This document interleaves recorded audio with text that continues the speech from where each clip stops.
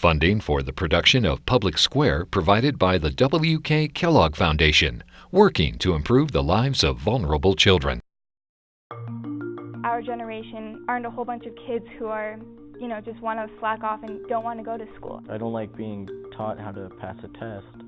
I just want to learn for learning's sake. Back when I was in middle school, I used to just ditch school every day. I never went to school.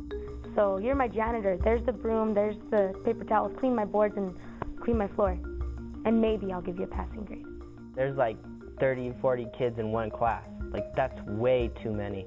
I have to fight for my education. I have to fight for my accommodations. I have to fight for there was no ramps in the school. If you want to learn, why should you have to fight for your education, It just hurt me what he said.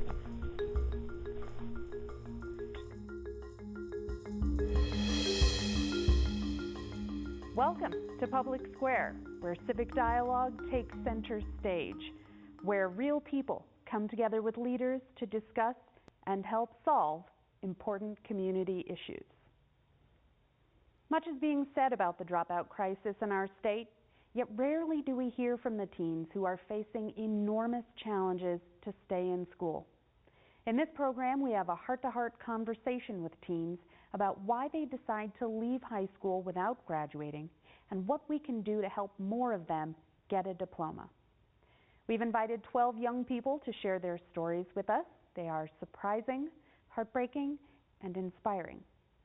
After we hear from them, we'll bring in some experts on this issue. New Mexico's Education Secretary-designate Hannah Scandera, City Councilor Ray Garduno, and dropout prevention expert Franklin Shargell. Before we get started, here's a little bit about our topic.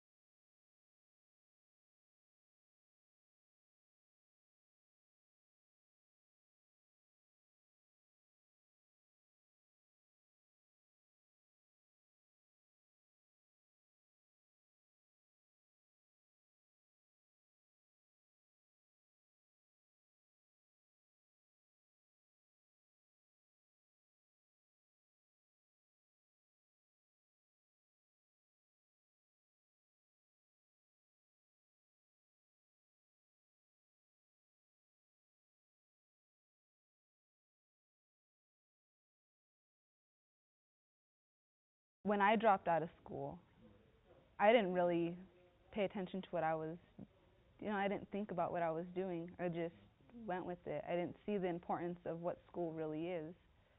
Both my brothers dropped out of high school, But I want that high school diploma, though, you know? Like, that one piece of paper could mean so much in life. Education is important to me because I dropped out. I know how hard it is. I had to support my family, so it wasn't because I wanted it to.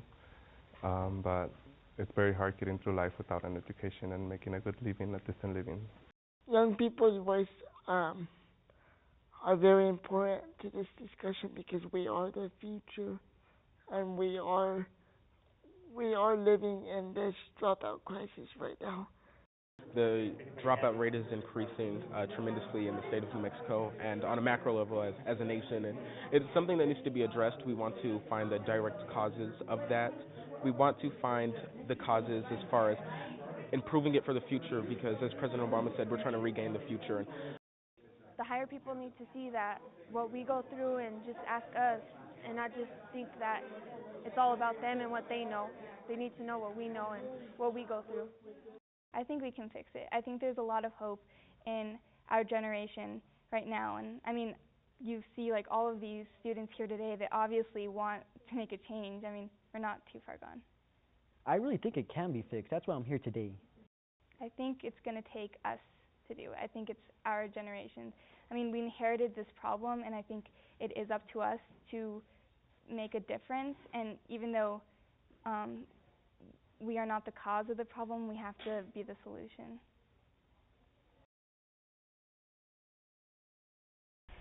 I want to talk about dropping out. You've dropped out 3 times, and some of the rest of you have left school and come back. When did you start thinking, I'm not going to do this. I'm just going to quit? What was it that made you start thinking about that, Jessica? Well, I had a teacher, a science teacher. I don't remember his name.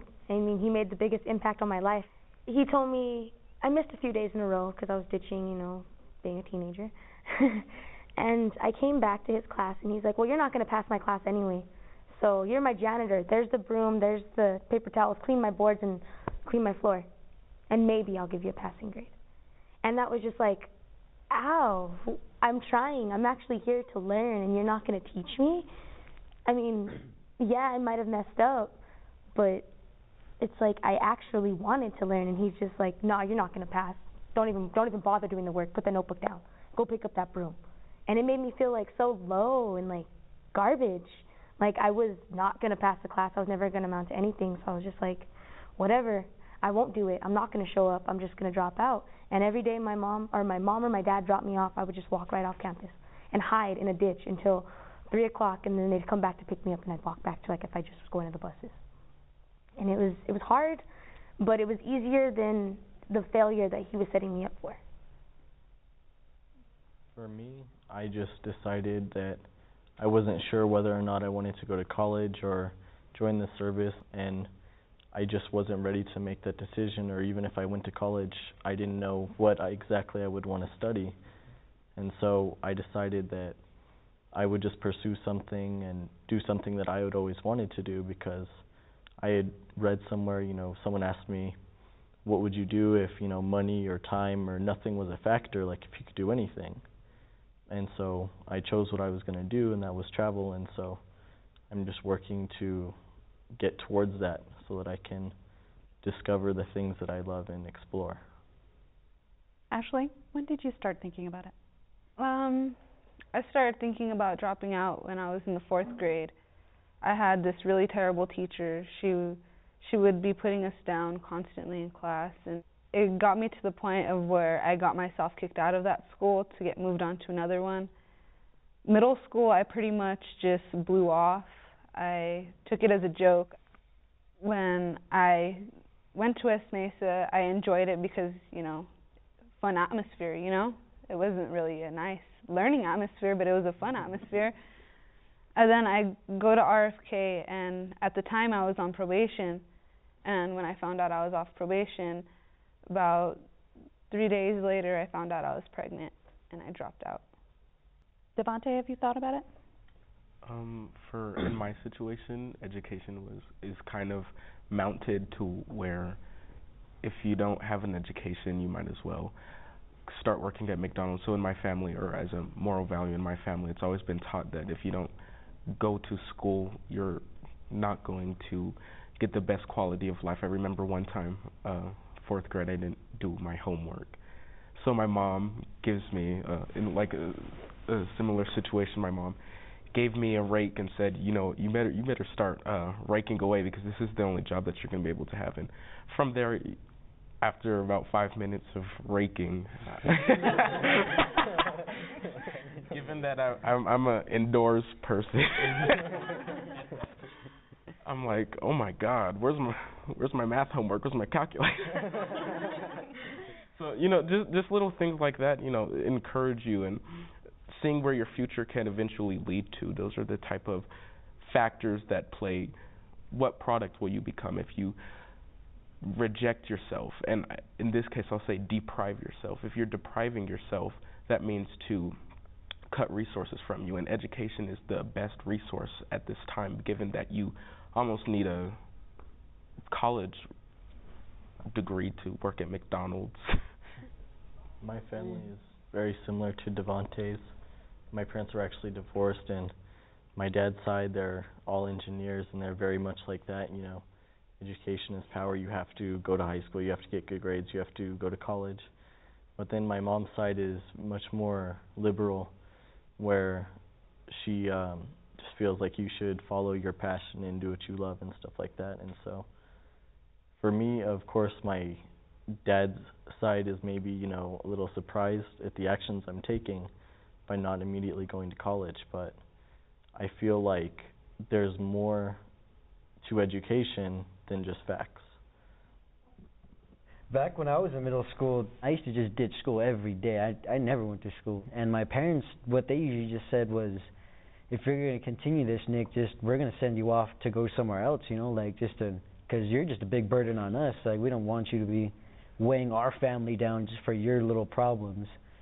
That kind of hurt me really badly, because that's when I knew that I didn't have the support from my parents, nor my brothers or sisters, so I had to do it myself. And I know exactly what Nick went through. It's tough, and it's not right at all. My family was similar to John's, and they always said that I needed to get an education because most of them didn't either get past high school or even, and none of them really went to college. And so they told me their life lessons and how they were living, and told me that education was the most important thing. And I learned that fast because I had to fight for my education. I had a great teacher that I'm still in contact with middle school, and she saw all the difficulties I was going through, and she said, there's something wrong, you cannot be going through this. So she the next day after we had talked about it, she got a phone number from the phone book for me, and it was an attorney's name that specialized in special education. And so I fought for my education, and I found out through that how important it was to get an education. I had to fight for my accommodations. I had to fight for, there was no ramps in the school, no handicap door buttons. I took world history 3 years in a row, and I fought for that. I learned how important education was, and so I think that's what encouraged me to keep on going and to advocate for students with disabilities and all students later on as I went through to stay in school and to succeed in the best way possible. Jessica, do you want to talk about it? Huh? No, it's just really sad because if you want to learn, why should you have to fight for your education, It just hurt me what he said. Make me cry. I know, me too. Gotta keep it together over here. Has anybody else felt like they had to fight for it? Jump right in. Nick, go ahead. I have a trouble staying in school because I got a transportation problem. Because I got to find 35 cents every day And it's extremely hard sometimes too, because I'm running out of change, you know, and it usually takes about a good $2 of change just to get from my place to school. We had bus passes once upon a time at RFK, but they got rid of that grant, and now I'm having trouble trying to stay in school because it's such a long distance to go. I ride the Albuquerque Sundown, and it's been very difficult for me over the past 3 years that I've been riding it to get to school. In high school, numerous times, the teachers had to work with me because I was late, and it's very difficult to learn when you're late or when you don't know what's going on. When I was 18 and I did attend Albuquerque High School, I didn't have a kid by then, but it was hard because I got kicked out and there was a transportation problem, but it got to a point where like just surviving and working was more important than school, so I had money to eat and to clothe myself and to have a roof over my head, and that's what it got to, and that's why I had to drop out. I think for a lot of people it's hard to understand that there are sometimes things that are more important than going to high school. Angel, did you have sometimes things that were more important? Well, yeah, my sisters, but I would always figure it out. It's hard when your car breaks down and it's the only one you have, but I had to run them to school and then drive myself to school and back. I mean, I dropped out 3 times, but the last time I dropped out to work at my family restaurant, and it was horrible because I wasn't getting paid and I had to wake up at 6 o'clock, go to bed at like 10 o'clock, and wake up just to go back to work again at 6. And like, it was hard because I felt like I had to give up on my life to support the family, and it was really hard. How many of you have been working while you were in school at the same time? What have you been doing? I'm a bank teller at New Mexico Educators Federal Credit Union on Paseo, and so I do that, and then in the evenings I take my online classes. You were going to the regular high school in your neighborhood. Why did you leave? I just wanted to finish high school quicker. I enjoyed high school the 3 years that I went, but my senior year I just felt like I could finish it in 2 months and I could work at my own pace and I could move on to bigger things that I've dreamed about. How many of you have ever thought school was just boring? Maybe students are being challenged to the best of their ability or their work level, and they become bored. They become incognitive of the work, which drives them to do other things to make life more interesting at that time. So it could also be they could not be pushing them hard enough. They could either be pushing them too lightly or not giving them the push that they need at all. I agree with Devontae that the classes are not very challenging.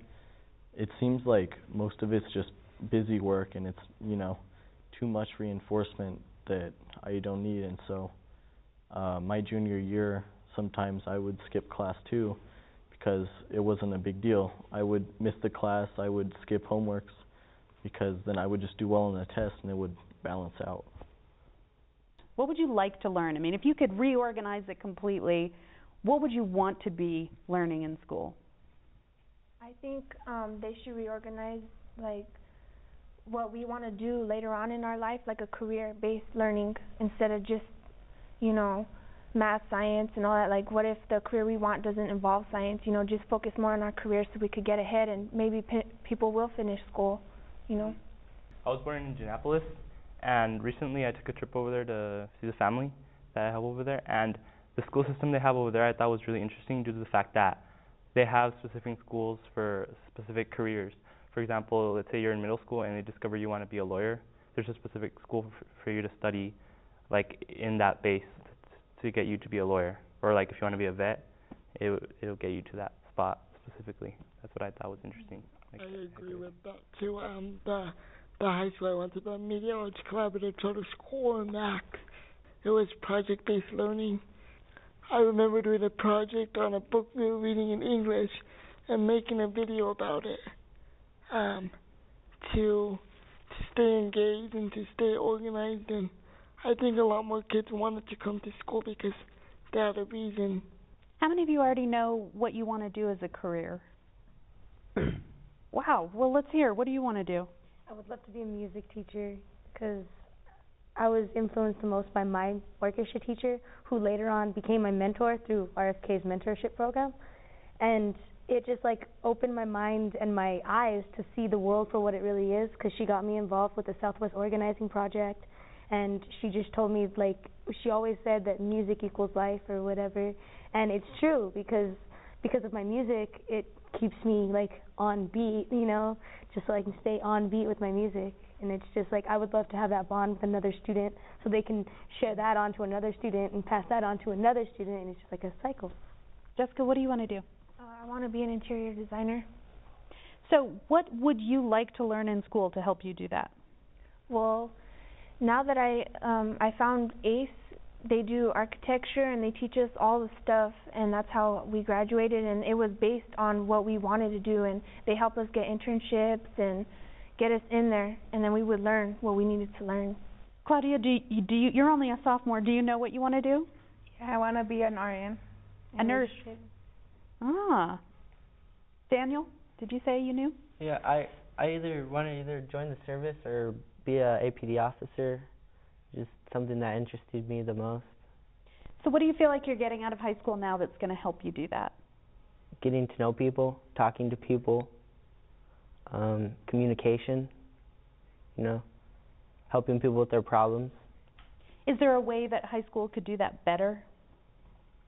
They probably could, but they're not doing it. Why is that? Because they think we slack off when we talk, you know. Like, most of the teachers be like, oh, do your work, stop talking, do your work. We're communicating and doing our work, you know. Do you guys feel like the people who make decisions about what happens in our schools, whether they're administrators or politicians, or other folks, do you feel like they understand what you're going through? No. Luna? I don't think they really understand that at least our generation aren't a whole bunch of kids who are, you know, just want to slack off and don't want to go to school. I think that they really need to understand that they do want to make a change, and I think that to make that change, it needs to start in the classroom. And what they're teaching in the classroom can't be taught so that we can pass a test. It has to be taught so that we can learn and so that we can use what we're learning to make the world a better place. Let's talk about some of the classes that you guys have loved. Once I got into like the orchestra program in middle school, it was just wow, because it was strict, but it was fun. Like there was the equal amount of discipline as there was entertainment for me, and it was exactly what I needed, because it got me, you know, academically where I wanted to be, because I couldn't have the extracurricular activity without the grades. It made me want to learn. I saw you nodding, Angel. I agree with her. When I went into ACE, I didn't really know what I wanted to do, and there was this class, blueprint reading class, and I got really interested, so now I'm going for construction management, and I really love it. Like, I like to learn everything that's in it. So. Was it just blueprints that got you excited, or was it the teacher? Well, the teacher too. All the teachers there are awesome. The night re-engagement program, they're awesome. What makes a great teacher? Somebody who listens to you, somebody who listens to your problems, somebody that will help you. Passion, you said, yeah. John? And how do you know that the passion is there? Because yeah, it's fine. You actually feel like you're cared about. Like, it's not just an assignment that, you know, they necessarily use from year to year or something. The curriculum goes a lot deeper, and they connect with you on a deeper basis so that you can learn. For me, it would probably be for them to have an understanding of who I am and how I learn and how I work, and knowing me as an individual, not as a group. I think a good friend will make the best teacher, you know? And in order to do such a thing, you would have to have like, small classes, you know? Because if you're known as just a big, giant group, you'll just be known as those obnoxious kids that just run around doing nothing. Or you could be known as, you know, your actual personal self, like Nick. He's that one kid that does this after school, and he is like a good person That's what will make a good teacher. I would have to agree with Nick in that a teacher for me has to be more of a catalyst, someone who helps me discover. I don't like being taught how to pass a test. I just want to learn for learning's sake, and a teacher shouldn't just show you, they should help you discover it.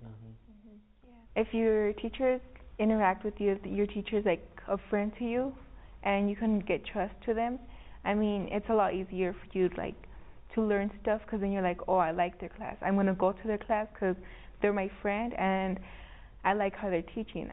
And I believe also students will pay more attention to the teachers that are actually giving a one-on-one basis or make that personal contact with them. They'll, like she said, they'll want to go to their class and they'll want to be there and they'll like it and they'll actually pay attention. So how many teachers per year do you have that are like that? Well, at ACE I got them all, so I'm good. I'm happy. Yeah, same way to RFK. Yeah, exactly. All the teachers at RFK are good. Yeah, they really want to know the students at RFK because we're such a small school, and they have all these things that can help us. Like they have the daycare service, and we only have one bus, but Dave does the best job he can to pick us all up. And we have the mentorship program. We have a clinic on, campus. And every teacher knows every student, by name. Oh, look, there's Ashley from across campus. And you just know. Teachers have conversations like this with students as if they are other students, And it's awesome. Like how we refer to them by their first name? Yeah, it's a first name basis. It's not, miss this, and it feels like they're superior to you. They brought themselves down to your level so that you're equal. I think most of you guys go to charters here, but we've got a couple. Claudia, you're at Rio. Does this sound familiar, or does this sound really alien? This sounds really alien. I mean, how many teachers a year do you feel like you have who are really going the extra mile? I mean, there's usually like 1 or 2 a year out of 8 teachers. So it's really like, I don't know if I can interact with them, so it's usually like you're based by your group. So whoever you hang out with, that's what you're based on. So if you hang out with the loud group, I mean, you're just like, oh man. The loud group over here? Yeah. So which group are you with? In most of my classes, I'm really quiet, but then it comes to like classes with my friends and classes that I actually like, and I'll be loud. And I'll be in there. Like my drama class, I mean, just get me started and I'll be loud. I mean, I'll be out there. Let's talk about the perfect school. And it sounds like some of you go to schools now that you really like. But if you could be in charge and build schools from the ground up, what would they be like? Let's come up with just a few ideas. Daniel. Smaller classes. Yes. Way smaller classes. Because in an APS school, there's like 30, 40 kids in one class. Like, that's way too many. At RFK, there's like, 15, 20 kids in one class? That's perfect. The teacher could get to everybody. Luna? I think I agree with him, smaller classes, and also teachers who care, like teachers who are there because not to get paid, but who honestly want to teach kids. And that would make a school much, much better. Ashley, is daycare something that should be a part of it? Oh yes, definitely. If I didn't have the daycare at the school, I more than likely would have to drop out. If I didn't have the daycare, I'd have to stay home with my son. School wouldn't be there for me. Faster, more challenging classes where you could work at your pace and level. Arturo? Resources is a big one for me, because having the counselor be there and check up on certain students and everybody, and just give them the resources they need to succeed in high school and continue and be successful. It's a big one for me. Like arts, like music and other, like we have a ceramics teacher who comes in, and that just takes, like if you're sitting there study, it takes your mind out of it. It's like, oh, hey, fun. I really enjoy the school that I go to because the resources that we have. I mean, we have daycare, we have social workers, we have free lunch. You know what I mean? We have a clinic at our school. we all have social workers that we go to if we need help or if we need to be pointed in a certain direction. We have a home team teacher that helps us with our academics and points us in the right direction. I think that for us being a charter school, we're really up there. Yeah. To me, I think it's gotten better. It's the help that you need. You can't do it on your own. Yeah, you can. Well, I mean, you could, but it's really hard. Thank you, guys. Let's eat some pizza and come up with questions for the next panel. I like that All right.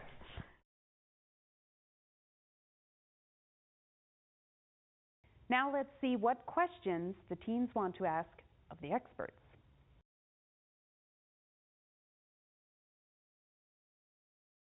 And so how big is the crisis? Well, according to a national study just this year, we lose 71 students a day. I like to put it in a visual picture. It's a bus and a half of students leaving school, never ever to return, every single school day in this state. As a state, we cannot afford to have that happen. I know that I've heard 46 to 49 to 51% of our budget goes to education. Well, it's either not well spent or we're not spending enough. I have a feeling where it's not well spent. I've been hearing that education is expensive. It isn't. Ignorance is very expensive. And we know that 72% of all of our prisoners are school dropouts. So we can either pay for education upstream or the lack of education downstream. If something is not working, let's not keep beating, a dead horse, so to speak. Let's go for the things that research and data and people tell us really work. It is not okay to say maybe some other time we'll address the fact that nearly 50% of our kids can't read. Maybe some other time we'll address the fact that nearly 71 kids a day are being lost. Today is the day to say enough is enough. It's time. Let's do something. Let's own this. Let's work together. This is not just a school issue. This is a home issue. This is a parent issue. It's a community issue. And let's not point fingers. Let's come together and say, let's get this job done. So now, group, we have some questions that we want to put to the leaders who've just joined us. We have a two-part question from Claudia and Ashley. Start it up for us. Okay, well, I'm Claudia, and I'm a student at Rio Grande High School. And the problem I'm having is, the problem that we're having at our school is that we have classes that have 40 students and more, and it's kind of complicated for the teachers. I go to RFK, and my classes are about 15 to 20 students. What do you think you guys could do to make her school somewhat similar to mine? Let's start with Hannah. So one thing I was thinking about when school kicks off, a lot of times class sizes are uneven, and then they kind of resort and et cetera to kind of bring down the class size over time when they figure out who's where. But on top of it, I will tell you that one of the things that I think is really, really important when it comes to what happens in your classroom is actually your teacher. And there's lots of good, actually, research that says teachers, even more than class sizes, can make a huge difference when it comes to learning. So I would say I hope first we're able to focus on, do we have great teachers in every single one of our classes? Then second, hey, is there a way to make sure our classes are distributed so there's not such an inequity between the 15 and the 40? Class size is crucial, not only when it's that divergent, 40 to 15. That's almost unconscionable, to tell you the truth. But class size does have a tremendous amount of sway as to how learning occurs. There's no doubt that, as the Secretary has mentioned, the teacher is crucial. The teacher is immensely important. But that teacher has to have a climate, an environment where that teacher can reach out, can talk to all of you students equally in a way that all of you can hear it. Jessica, you've got one. I've been in high school for 7 years, and I dropped out 3 times. And I want to know what you guys could do to maybe help someone who was in my situation. Because I also know that because of the fact that it took me 7 years, I am considered a dropout. Even though I will be getting my diploma in May, I'm still considered a dropout.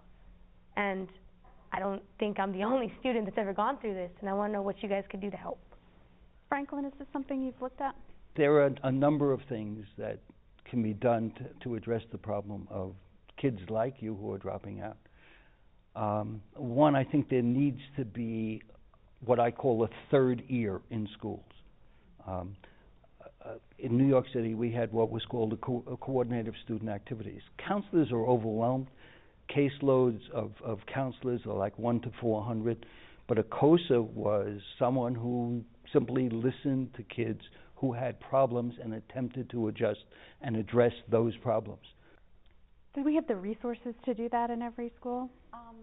Today, as we've probably heard across news and everything else, resources are really tight, really tight. And so, off the top, could we immediately do something like what you're talking about? I want to say yes and no. I think it's about priorities and deciding where we invest. So, I don't think it has to be a formal thing. I think if you have a teacher in your school, a counselor in your school, someone you trust, somebody you can confide in, and there is a similar situation, you could go to that counselor, to that teacher, and simply say, this is what I'm dealing with. What do you suggest? How do you suggest I address the issue? At RFK, we have that type of support, and it really does help because we have social workers to help us with our own personal problems, and we have home team teachers that help us with our education problems, like problems we're having in the classroom. I would like to throw something out there also. So as of class sizes, like coming from Southside Academy, which is a small charter high school, actually that does matter because, for example, in my high school, if your advisor sees you and he or she sees you're having a hard time, they ask you what's wrong, they sit down with you, they talk with you. Just like as the social workers, they do certain tests to figure out if anyone needs the help, and if they don't, they make it clearly stated that we can go anytime we need them. So I think that's a really big, important issue. Were you also saying that the stigma of being referenced as a dropout is something that concerns you or concerned you? Yeah, I mean, I don't think it's fair because I tried to better myself as to get that title off as not being a dropout, as going back and actually getting the diploma. But because it took me longer than 5 years, I'm still considered a dropout. And I think that's part of words are so important. Words mean something. I was in school a long time ago. But I do remember those kinds of things. Myself, some of my friends who, for whatever reasons, felt stigmatized or devalued in some way, had a great effect on our learning ability. I mean, as to whether or not we went forward, whether or not we felt we were smart, all of those things are very important. I want to turn us back to money because Nick has a question that has to do with resources. What I would really like to ask you guys is why did you guys get rid of the grant to provide bus money? Because that's an extremely huge issue for me. And I'm really thinking about dropping out actually in a bit because I can't make it to school. Like, money is an issue. If I find a job, I'm going to grab onto it and hold on to it just because I don't have money in order to get to school, Why did you guys get rid of it? Well, as a city councilor, first of all, let me apologize. I mean, that's a travesty. I mean, how could we not have the ability for folks to get to school, period? Those are things that we as elected officials should be looking at. Hannah, could we bring that out just a little bit more to talk about, kids who are struggling to decide between staying in school and working?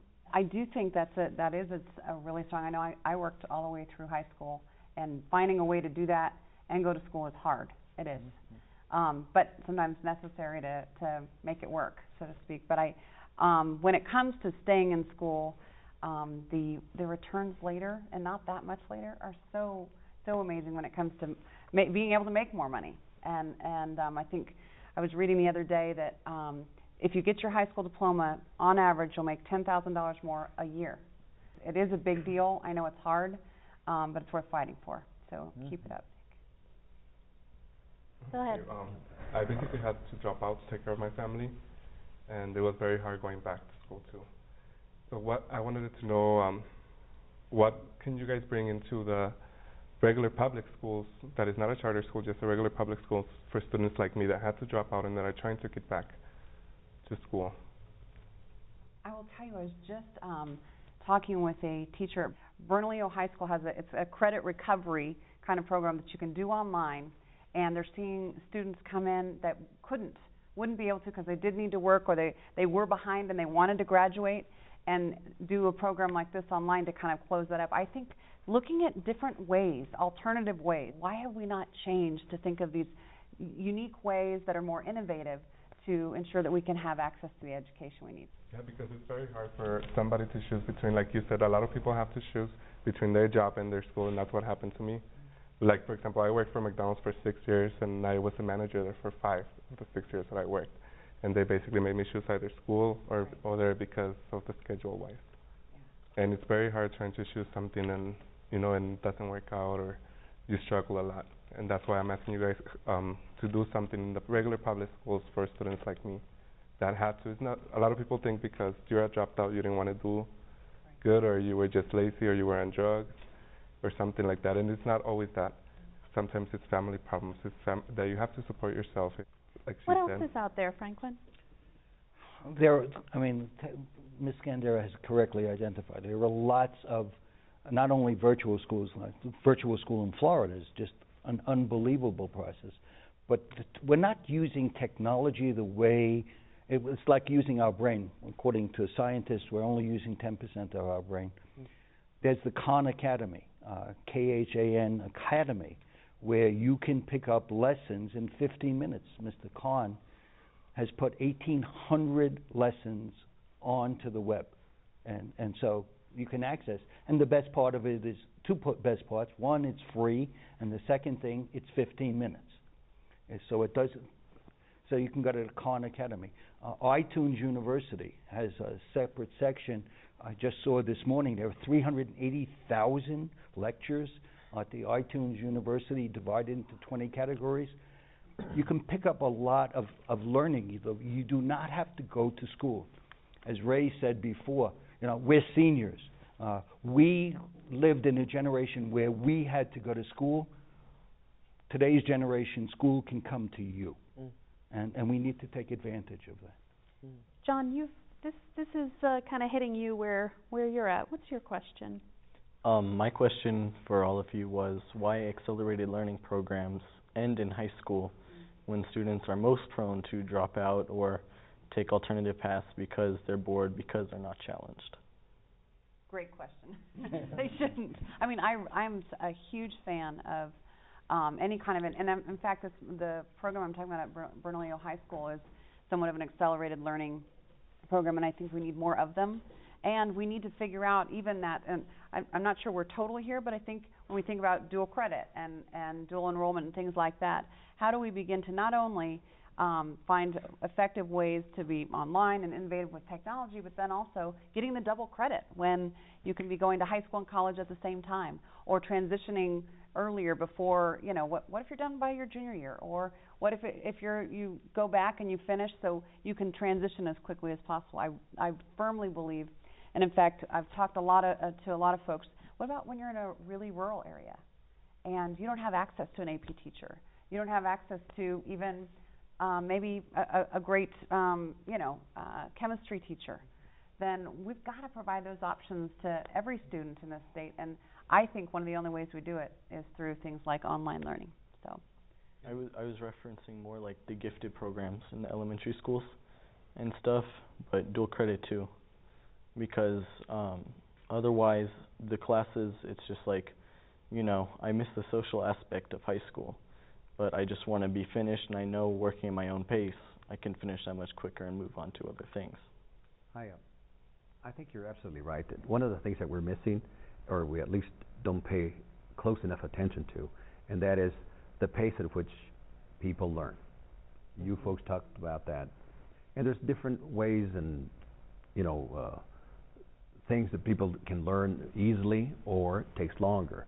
And for us to then start molding people into a place, I think loses a lot of our folks. And I think one of the problems that we have with people that drop out is that everybody thinks that people drop out because they can't do the work. It's not at all true. A lot of people drop out because they're just bored, as you said. Luna, jump in. So I have two questions. My first one is, what would your ideal public school be? And then my second question is, you brought up that you probably wouldn't focus, have your main focus being the counselors that someone suggested, but I want to ask you, what would your main focus at this point be, like given that we don't have many resources and don't have a very large budget in the state? We'll just do the second one first. Okay, all right. How about that? When we talk about, started the conversation around dropping out, and I think one of the things that we need is teachers that engage our students. You stay when you're engaged and it's interesting and exciting, you're learning. So having great teachers is a big, big deal. I think being able to read is really important for success even later in high school. So I would focus on reading a lot and the basics, but I actually think reading is kind of that foundation. If you can read, then you can be successful in other subject areas. And then I also think it's important to think about effective options, things like online learning, individualizing our education today, and I think you mentioned this as well, sometimes we get so cookie cutter, and this is the way it should work, and to me an engaging education is one that's individualized to each student, and I think we have the capacity. Franklin, let me ask you to respond to the first question, which was, what would your ideal regular public school look like? Well, I think it's the ideal system, not the school. I think, first of all, I don't understand why high school is 4 years. I think it needs to be 2 years for those people who can graduate in 2 years and work at their own pace. And why do we attach a stigma to people who say, well, you didn't graduate in 4 years and count them as dropouts? Second of all, I think we need to look at a system which prepares people to go to the world of work. We need to start valuing people who work with their hands as well as work with their heads. We need to start addressing the issue of vocational education in elementary school, not starting in high school. We need to start bringing in mentors. And there are a whole load of system changes that need to be. Why should school take off during the summer? There are lots of things that are, again, if I was God, no, I'm not. Daniel, you've got one. Oh, yes. My question is, how are you going to motivate students to graduate? We have a tendency to think they did well in first grade, they are doing all right in second grade, they're not doing so good in third grade, so no more social promotion or whatever those things are. We're just going to forget you and don't value you. I think we need to continually value the person until that person knows that school is there for them. It's very easy to tell somebody you will not be successful. It's very hard to say, let me show you how to succeed. How do we motivate kids? I think children are naturally motivated. If you don't believe me, go into a kindergarten. If you have younger brothers and sisters, first, second, and third grade, those children are tied to their seats by rubber bands. They're jumping out of the class. They're jumping out of the seats when the question comes up. I think what happens is, as children go into middle, high school, and then to the university, they become demotivated. They're bored. The Gates Foundation, in its report called The Silent Epidemic, says the number one reason children drop out of school is boredom. We need to find out what demotivates students and remove those demotivating factors. And one of the ways, and you said it very early, is we need active learning. We need to move into an active learning situation where you're up and you're working on computers, where you're involved with games, where you're forming in teams. There are a whole load of things that can be done. Devante, why don't we jump into your question, because we sort of half did it. Are the third graders that have the potential chance of failing, are they going to be put in modified classes or?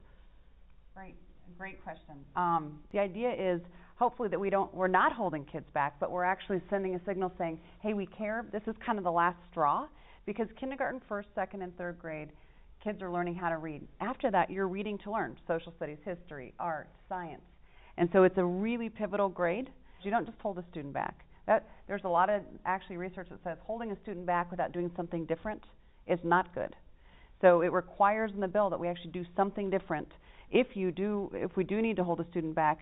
But the idea behind it's not a retention bill. It's an intervention bill. It's saying, let's make sure when someone's struggling, we don't just go, hope that works out for you next grade. Okay, my question, I've been a disability rights activist and advocate for many years. I had to fight to get a quality education.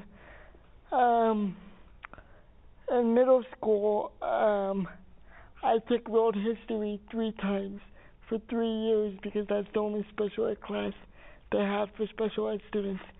How are we working to have disabled students stay on pace and stay on track so they don't drop out in the future? We need to start paying attention to that, not only for that period of time, but for the future. As I said, the community has to start looking at, through its many agents, how do we make it able for some folks to be able to learn, but also succeed, and it takes cradle to career. I can't say that enough. I think, again, we need to take advantage of the technology that exists out there. And I think also we need to build in safety nets so that the minute a teacher identifies that a student is not mastering the material, we need to set up some sort of intervention to prevent failure. Because after it happens, it's just too late. I was thinking as you were talking, I think there are important programs you can have, absolutely, and ones that make a big difference. But I will tell you, I do think it comes down to people. It comes down to whether it's in our homes, in our community, in our neighborhood, or in our classrooms or our school leaders. It's the people who live it, and when we talk about, boy, what's possible in the great state of New Mexico for education, I will tell you, obviously, I think there's some really important programs. I do. And I talked about one of them about 3rd grade reading, but I'll also tell you that we would be remiss if we didn't look at each other and say, you know what, we know that until each one of us, as whether we're a student or working or a parent or a community member, a legislator, each one of us has to own it and say we believe this for our kids. That's what makes that's what makes a good program great. I want to ask Jessica. You got emotional earlier when we were talking about Victor having to fight to get out of the same history class. Do you feel like anyone answered his question? I don't think so. No. No, that's what happens a lot. You guys can answer the direct question, what you're planning to do for disabled people in this community, in this state, to help them get a better education. Your activism is absolutely needed, and you need to know that all of us need to hear it. The emotionality that was felt, I think, was for good reason. There is a tremendous amount of disservice to folks that need all of our support. And I pledge myself to do what I can from the partnership. Thank you. I want to thank you all for being here today. This has been a phenomenal conversation. Thank you. Thank you. Thank you. Anyone watching this show has got to walk away with the idea that these students are articulate and bright, that they're dealing with challenges that if I had to deal with at their ages, I probably couldn't have dealt with them. To be able to share my experience and have someone else hear, hey, that sounds like me. She went back to school, maybe I could go back to school. And it would just motivate them just that little bit to actually get it done and actually do it. Conversation took me to places that I had forgotten. I had forgotten because I thought that we had answered some of those questions, and we haven't. It's inspiring to me to see the passion. I really do. I mean, I said this and I'll say it again. It is going to take that to get where we want to go. It was really interesting to talk to public officials and really just kind of see politics in action. The questions were somewhat answered. They weren't directly answered. It was informative, and it showed that they wanted to do something about it, but not exactly what they were going to do about it. I could sometimes sense like an absence of like real listening, like hearing but not really listening. It is a complicated issue, and that is true. If we would have had the answers, we could have fixed it a long time ago. And what I would do to help this issue and other issues resolved is continue to be a youth activist and continue to get our voices heard and continue to do something about it so that in the end, we as a community, including youth and adult partnership, is a huge factor in there. We both have to work together to be able to get to where we want to be. We are the now generation, and it's our job to make it not a problem. And I think with all the great minds that we have working on it right now, we could get it done. It motivated me more because we can do it, and I know I can do it. We just got to find a way to do it and not give up and stay strong. Join us for Public Square on the last Thursday of every month. To participate in Public Square and for more information, go to our website, knme.org.